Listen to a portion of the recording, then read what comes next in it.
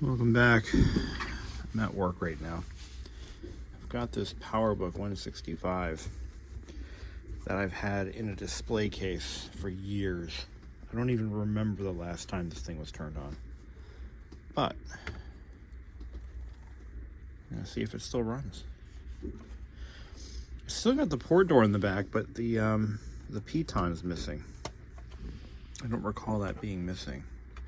The 165 was a nice machine. I completely forget what the specs are on this thing. But when I had it, I restored this machine. I recapped the display. And I mean, that was a long time ago. Look at the dust on this thing. I think the battery's been hollowed out. Yeah, there's just a... Oh no. There's a battery in here. Okay, so I taped it up. Alright, good. You can no longer rebuild these. You cannot get NiCad cells anymore. So they're kind of a lost cause. But here we go. Oh, it might help if I plug it in. Here we go. But this thing was in really good shape. I mean, the plastics on this were second to none. Last I knew. All internally. Everything was like top notch.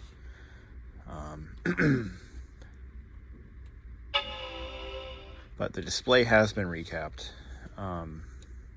As of probably... Ooh. Didn't sound good. There she goes. And away we go.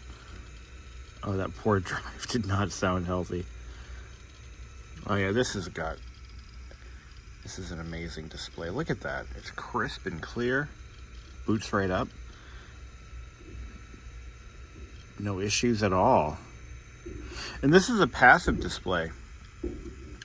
What I'm going to do is I'm going to take this one back home with me, and I'm going to replace it with the 170 that has a failing display.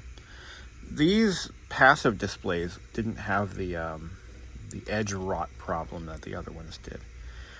The clock battery's been replaced in this too. It's going to have to be done again, obviously. But yeah, I'm taking this one home, and let's see what we got here. So 4 megs of RAM. This one also has the optional modem installed. This is a nice little machine, and I'd like to give it some love. Good trackball too. These were also a common failure point. What got me thinking about this is I just did some work for a friend on his 145, and it's in my car. So I decided to grab the power supply from it and just give this thing a whirl. The 145 has a bad display, and it's got bad plastics and a whole host of other issues. I told him to try to find another machine because he's got a good hard drive, but everything else is falling apart on it. What size drive is in this thing? This has got, I'm gonna say probably a 40 meg. So about a 40 meg drive in this machine.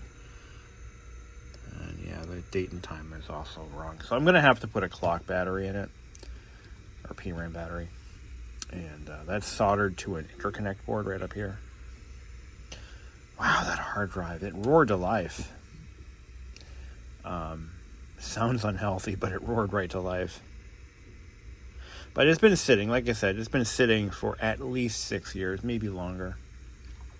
I'm probably thinking longer than that.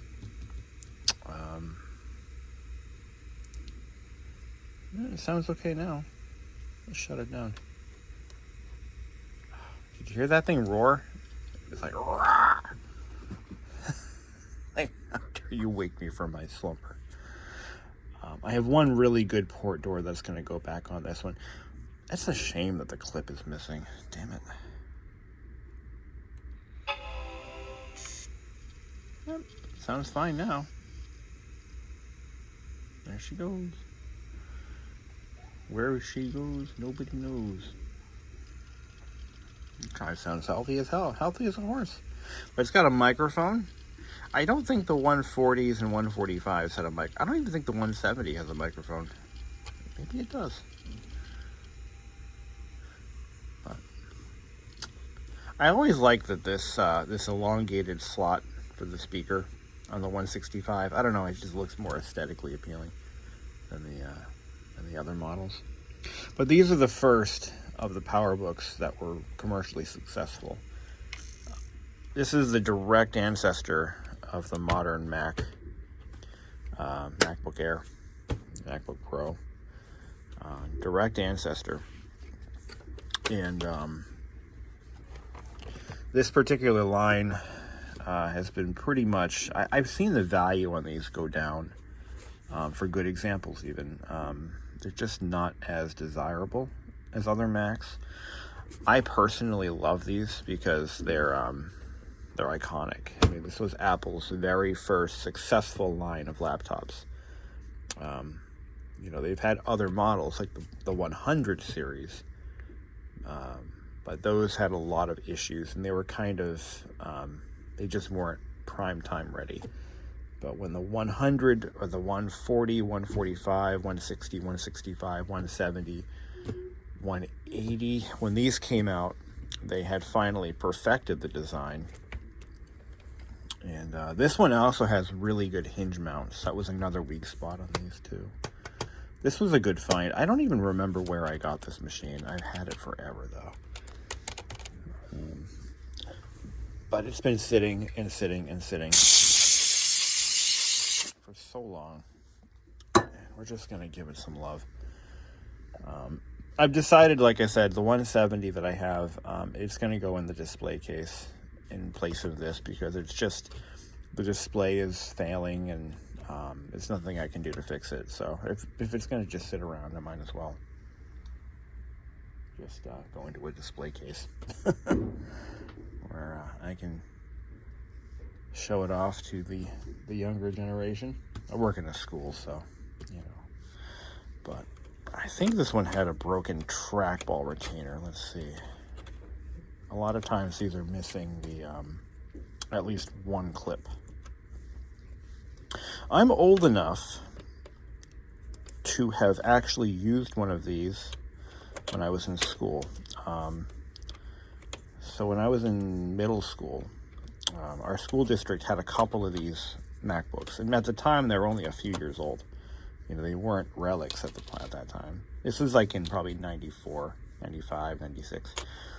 And we actually had, the district owned like 2 or 3 of these things, and they would loan them out to students for specific reasons.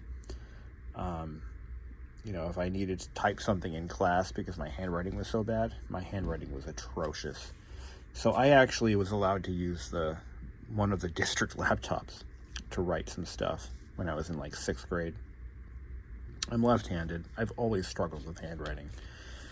And my teacher's like, listen, I can't read your writing, so here's a laptop, use this instead. So, yeah, they were only a couple of years old at that time, in the mid-90s. But,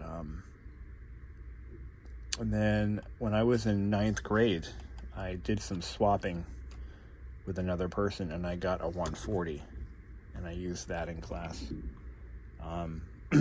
That was my own personal machine, but I was one of 3 or so students in my high school who actually used a laptop because it was convenient for me, you know.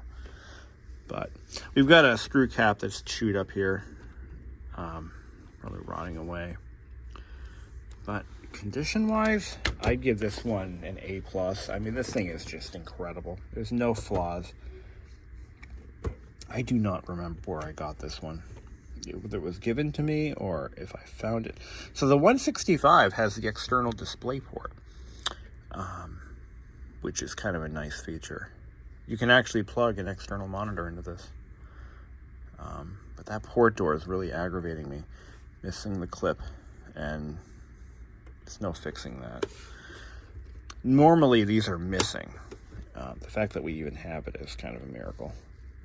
But I'm gonna let it run for a little bit and just let it do its thing. So anyway, I got work to do. So thanks for watching.